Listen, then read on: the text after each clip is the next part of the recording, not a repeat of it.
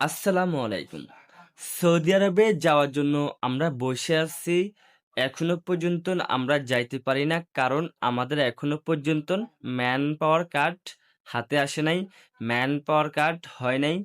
Man power card agency এখনো পর্যন্ত আমাদেরকে দেয় নাই। এরকম যাদের হইছে তাদের কপাল কিন্তু খুলে গেছে। যাদের ৩১ জুলাইয়ের আগে ভিসা হইছে, মোফা হইছে, মেডিকেল হইছে, আপনার সবকিছু হইছে, শুধু ম্যান পাওয়ার জন্য বসে আছেন। আপনাদের কিন্তু কপাল খুলে গেছে।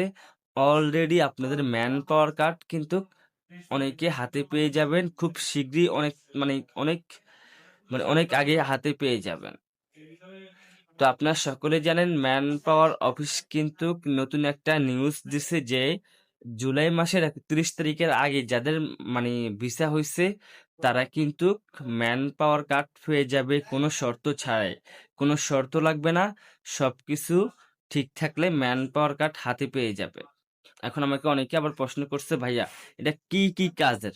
এটা কোনো কাজের না, যে কোনো কাজের হোক।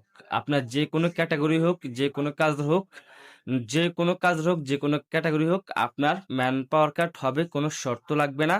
আপনি নিশ্চিন্তে কিন্তু ম্যান পাওয়ার কার্ড হাতে পেয়ে যাবেন।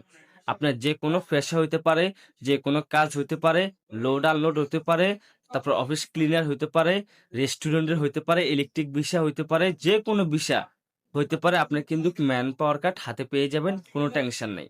যারা এই নিয়ে আমাকে প্রশ্ন করছেন অবশ্যই বুঝতে পারছেন। ভিডিওটা ভালো লাগলে শেয়ার করে দিবেন। ধন্যবাদ।